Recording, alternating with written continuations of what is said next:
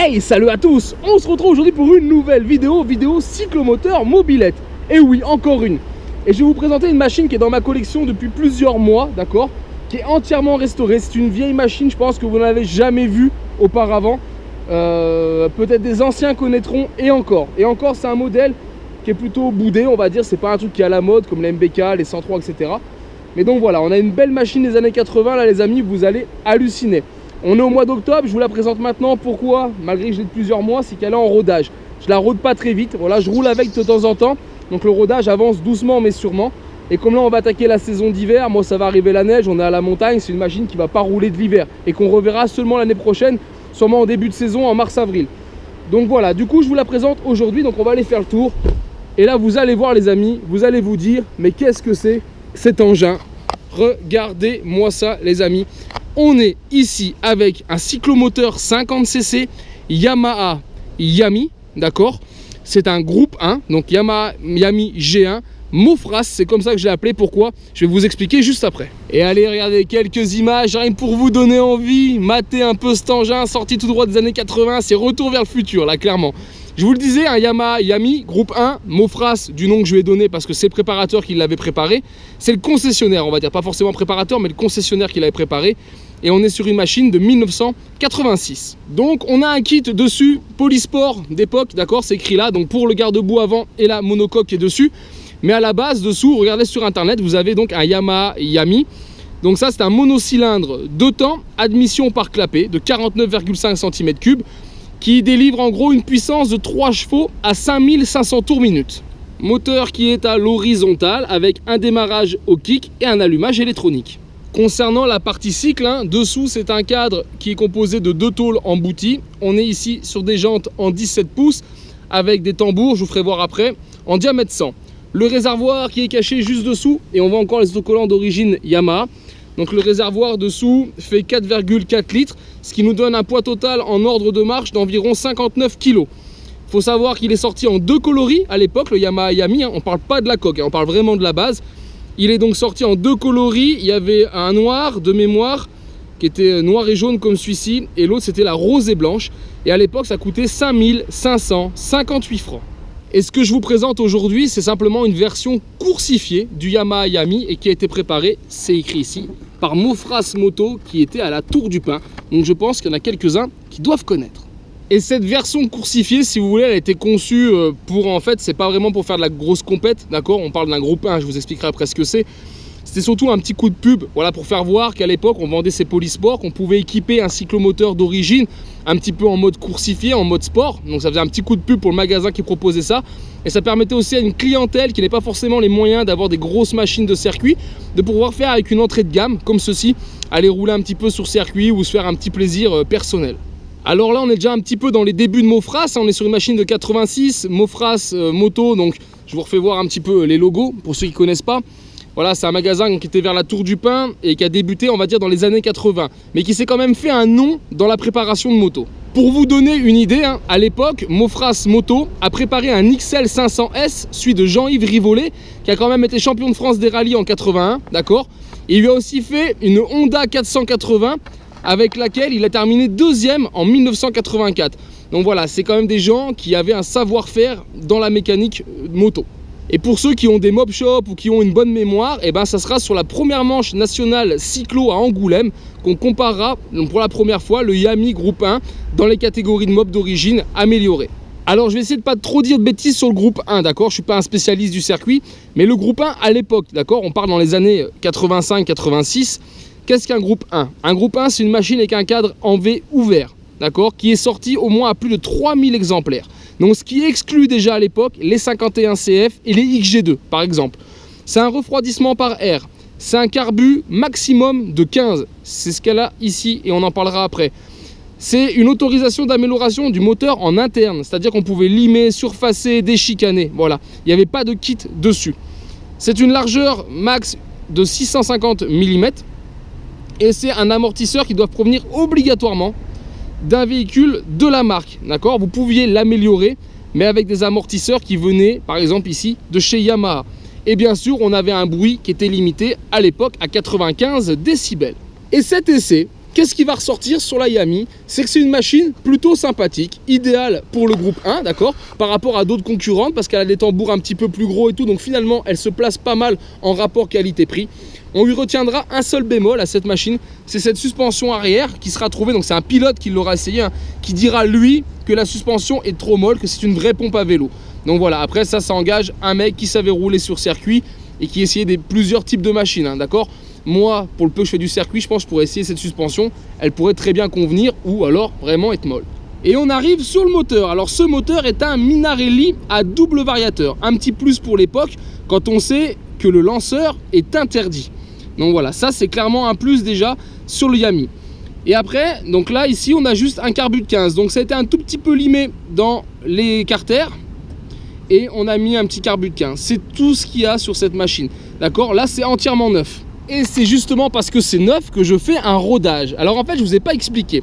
Cette machine les amis, il se trouve que Mofras, de ce que je sais, d'accord, donc là je vais mettre des guillemets, mais il en a préparé 3 exemplaires comme ceci, on va dire coursifiés, d'accord, sur une base normale de Yami. Et a priori les 2 premiers se seraient vendus et celui-ci soit il a jamais roulé, soit il a très peu roulé. Donc des versions que j'ai, on pourrait croire 2 versions. Soit les 2 premiers ont été vendus, il y a eu une casse moteur et celui-là a été démonté pour servir de donneuse d'organes sur une autre machine. Soit celle-ci, elle a roulé et le moteur a été serré d'entrée de jeu et a été démonté. Moi, quand je l'ai racheté, la machine n'avait plus de moteur, ce qui explique l'état que vous voyez là. Regardez les jantes, les plastiques, ils sont encore blancs, ils n'ont pas trop jauni. Celui-ci un petit peu plus jauni sur la coque et encore sticker d'époque. Voilà, on est full d'époque. Regardez un peu comme c'est magnifique. Bon, voilà, c'est une machine qui a très peu roulé, elle n'a pas de compteur, donc clairement voilà, on ne peut pas dire vraiment ses kilomètres, mais quand on voit l'état, on se doute bien qu'elle a vraiment pas roulé. Les pneus, c'est les pneus d'époque, hein. Ils sont pas craquelés, en plus ça a été très bien stocké. Moi je l'ai acheté à un collectionneur assez fan de Yamaha qui avait pris ça, puis finalement quand on faisait rien, donc j'ai pu lui racheter, et c'est une machine que lui n'avait jamais réparée. Donc clairement, moi là je lui ai acheté clé en main, je lui ai dit, il avait les pièces, je lui ai dit écoute, je vais pas m'emmerder, si vous me permettez l'expression, à y remonter, parce que c'est une personne qui venait de la mécanique moto aussi, donc quelqu'un sûrement beaucoup plus qualifié que moi, d'accord. Moi je suis qu'un amateur, donc là on était vraiment sur quelqu'un plus qu'un amateur, et donc c'est lui qui m'a remonté la machine, on s'est mis d'accord, et il m'a remonté la machine complète. Donc voilà, donc ça c'est vraiment cool. Et je le remercie parce que du coup ça me fait une très belle machine qui est arrivée clé en main. C'est rare que ça m'arrive, mais là une machine clé en main, c'est franchement le top. Donc voilà, et dessus aussi pour en revenir, on a un pot. Et le pot c'est un Paiolini. Voilà, moi je connaissais pas, si vous connaissez n'hésitez pas à me dire. Et après je vais vous donner quelques statistiques qu'on pouvait faire sur ces machines. Je sais qu'il y en a qui aiment bien préparer. Il faut savoir que voilà, sur les Yami, il y a des choses basiques qui se faisaient beaucoup à l'époque. C'est-à-dire qu'on élargissait le passage des gaz en 16 mm, voilà. On pouvait mettre des lamelles carbone, on pouvait écarter les butées à 24 mm, un carbu de 15 avec un gicleur de 80 environ. Il faut savoir que moi aujourd'hui je suis en gicleur de 75, mais j'en ai beaucoup trop, c'est vraiment pour le rodage. On mettait les diagrammes 175 à l'échappement, on pouvait mettre 120 sur les transferts. On pouvait monter la compression en gros à 12,1. On pouvait enlever la pastille de peau. Voilà, c'est toutes des choses qui se faisaient à l'époque sur les Yami qui permettaient d'améliorer le Yami. Et voilà, et c'est des machines qu'on voit vraiment pas souvent, clairement qu'on voit vraiment pas souvent. Sans parler ici de la version coursifiée, on voit très peu de Yami rouler. Et pourtant, je peux vous dire que c'est plutôt agréable à rouler. Moi, le peu que j'ai fait avec, c'est franchement sympathique. Ah, et sur les modifs aussi, on peut s'occuper du Vario, d'accord, sans souci. Le Vario peut être aussi, on peut gagner sur le Vario. Donc franchement, il y a de quoi en faire une petite bombinette. Moi, vous l'aurez compris, elle va rester telle qu'elle, d'accord. Avec donc ce sera une base de groupe 1, vraiment. L'objectif, c'est pas de faire beaucoup de vitesse ou quoi que ce soit. Je vais vous faire voir la transmission aussi. Si vous regardez aussi la transmission, on voit qu'on a une toute petite couronne. Donc clairement, on a de la longe, mais on a très peu de coupe. Moi, j'habite à la montagne, cette machine à la montagne, ça va pas être le top. Regardez un peu le montage. Regardez là, toutes les vis percées avec la câblette de sécurité. Voilà, regardez comme ça tourne. Je veux dire, c'est nickel. Regardez un petit peu l'état, les amis. On voit rarement des machines de 1986 dans un état pareil. La coque a bien sûr quelques rayures qu'on aperçoit là, mais dès qu'on recule, regardez un peu cet état. Donc voilà, j'en suis vraiment content. Moi, je vous le dis, je la rentre dans mon top 5 des machines. Dessus, elle est équipée d'un compteur MVT. Il m'en restait un en stock. Pourquoi mettre un compteur? Ça fait tout de suite plus course d'avoir ça. Donc voilà, c'est franchement cool. L'essence, on est ici. Donc là, on est off à l'avant. On est sur le on là et la réserve ici à l'arrière. Et là, on a le kick, les amis. Et qu'est-ce que je fais? Est-ce que je vous la démarre ou pas? Est-ce qu'on est chaud? Est-ce qu'on est chaud? Et voilà. Écoutez ça les amis, écoutez le Paiolini.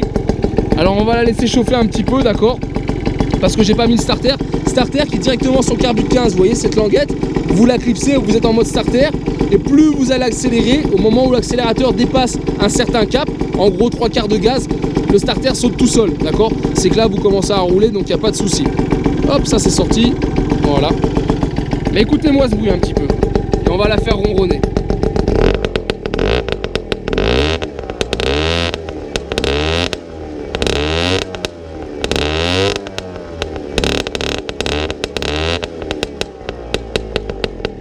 Je pense pouvoir dire qu'on éclate les 95 décibels. Je serais curieux de savoir combien ça donne. Franchement, je serais curieux.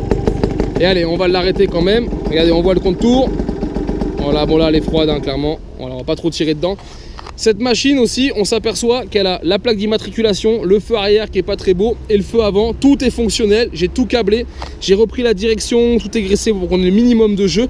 Pourquoi? Cette machine, je peux rouler avec. J'ai carrément la carte grise. Je peux rouler sur route avec, même qu'elle soit comme ça. Finalement, c'est que de l'esthétique. La petite préparation moteur, c'est vraiment pas méchant. On est toujours sur une cylindrée de 49 cm3, donc ça pose pas de problème. Donc voilà, ça fait plusieurs mois maintenant que je roule avec, des petites balades de temps en temps, hein, clairement, pour faire le rodage tout doucement. Et vous allez voir, suite à cette vidéo, il y aura une autre vidéo qui sera un essai en rodage, d'accord. Et puis après, on reviendra dessus, je pense, l'année prochaine. On finira ce rodage, je finirai ce rodage, et puis on viendra améliorer peut-être les performances de cette machine, je l'espère, d'accord. Mais aujourd'hui, vous allez voir, on fera la vidéo aussi. Pour l'instant, ça roule pas mal. Pour un rodage, ça roule plutôt bien. Et donc voilà, la petite mousse qui va bien. Voilà, la coque qui est tenue par deux vis ici, d'accord. Ici, on a une grosse platine dessous qui est montée sur l'ancienne selle. Deux vis qui tiennent la coque là. Et ici, à l'avant, on est en auto-portée. Le seul petit problème de cette coque, elle s'est adaptée sur l'IAMI. On ne dit pas qu'elle était faite vraiment pour l'IAMI à l'époque, mais c'est que le bouchon d'essence est là derrière. Donc quand on veut faire le plein, c'est un peu galère. Donc le meilleur moyen, donc, ce serait soit d'élargir, et moi je trouve ça dommage, c'est pas pour ce que je roule que je vais élargir pour pouvoir faire le plein, c'est juste, on vient ici enlever les deux vis, la coque se lève complètement, et on a accès directement à toute la mobilette, donc franchement c'est plutôt cool, et je fais comme ça. Et allez, juste pour le plaisir des yeux les amis, je vous refais encore quelques images de cette machine, voilà, que vous aurez l'occasion de voir l'année prochaine, je vous en dis pas plus, hein, on aura l'occasion d'en reparler. Regardez, moi les stickers, je kiffe. Je kiffe, j'en rajouterais même si je pouvais, mais on peut pas. Clairement, c'est les stickers d'époque, donc autant la laisser comme ça. Hop là, regardez un peu si c'est beau. Alors certains vont peut-être pas aimer, hein. Moi je suis un peu comme en train de vous présenter un bébé. Vous savez, quand quelqu'un a un bébé, il est toujours beau. Et quand vous allez voir le bébé, vous le trouvez joufflu, rouge et pas très beau. Mais voilà, c'est comme ça. Moi celle-ci, je la kiffe. Franchement, c'est une machine qui est dans ma collection, c'est pas pour rien qu'elle y est. Voilà, je sais que c'est une machine, on n'en verra pas deux. On pourrait peut-être en reconstruire une, retrouver des polis d'époque, retrouver les autocollants, refaire la même. Mais non, voilà, c'est là, elle a une histoire, même si l'histoire est un peu floue. Voilà, on a quand même la base de l'histoire. Donc là, pareil, je lance un petit pic, hein. Si quelqu'un connaît Mofras Moto, que vous avez des infos là-dessus, que vous avez peut-être des explications sur cette machine, il y a peut-être des anciens qui nous regardent, qui ont dans les années 80, qui couraient déjà en cyclo, d'accord. Moi, je courais pas, hein. Clairement, quand elle est sortie en 86, j'étais encore pas un bébé, mais un peu plus qu'un bébé. Mais donc voilà, donc du coup, j'ai pas connu cette machine sur circuit. J'ai beaucoup de docs, j'ai lu beaucoup de docs là-dessus. J'ai pas de photos de celle-ci en particulier. Donc voilà, je suis preneur de tous les infos qu'on pourrait me fournir sur cette machine. Et je vous fais un petit point ici en face avant pour vous donner une idée. Et une autre en face arrière. Regardez un peu ça. On dirait une guêpe, un bourdon, tout ce que vous voulez. Regardez ça, si c'est pas classe. Allez, voilà les amis, je pense vous avoir tout dit sur ma Yamaha Yami Groupe 1 Mofras de 1986. J'espère en tout cas que cette machine vous plaît, que cette vidéo vous plaît. Si c'est le cas les amis, je vous invite à liker la vidéo. Si tu découvres ma chaîne et que tu n'es pas abonné, mais qu'est-ce que t'attends? Va t'abonner, mets la petite notification pour ne rien rater, hein. C'est en général 2 vidéos par semaine plus quelques hors-sujet ou hors-série, comme vous voulez. Et je vous invite donc à me retrouver pour la prochaine vidéo qui sera l'essai de cette machine, d'accord, qui je vous rappelle est en rodage, Giclard 75. Donc voilà, normalement je suis un peu trop riche, mais je peux m'être trompé dans mes calculs. Donc voilà, il me faut des statistiques, donc on va l'essayer, on va la pousser, on va l'emmener au-delà des 10 000 tours parce qu'elle peut les prendre pour voir ce que ça donne, si on a 50, 55, 60 à plat, d'accord. Je pense qu'en coupe, on va être très très bas en coupe, c'est-à-dire pas de coupe, je pense vraiment que ça va être la galère. Donc on verra, moi j'ai déjà fait des rodages, mais comme c'est tranquille et que j'ai pris le temps de progresser, elle a quelques kilomètres au compteur, quelques pleins, d'accord. Je vais pas attaquer dedans, à vous la saigner à 11 000 tours d'entrée de jeu, hein. Elle a déjà eu quelques montées dans les tours, vous inquiétez pas, j'essaye de faire les choses bien, l'idée c'est de pas la casser. C'est aussi pour ça qu'on fait une vidéo maintenant, vous l'aurez vu, parce qu'après j'ai des projets pour elle l'année prochaine et si je viens à la casser ou à l'abîmer, bah, elle sera pas aussi belle. Donc voilà, on l'a présentée aujourd'hui et ça c'est fait. Moi les amis, je vous invite donc à me retrouver sur ma chaîne 100% mobilette Youngtimer pour d'autres vidéos, tutos et présentations. Et en attendant, ciao ciao.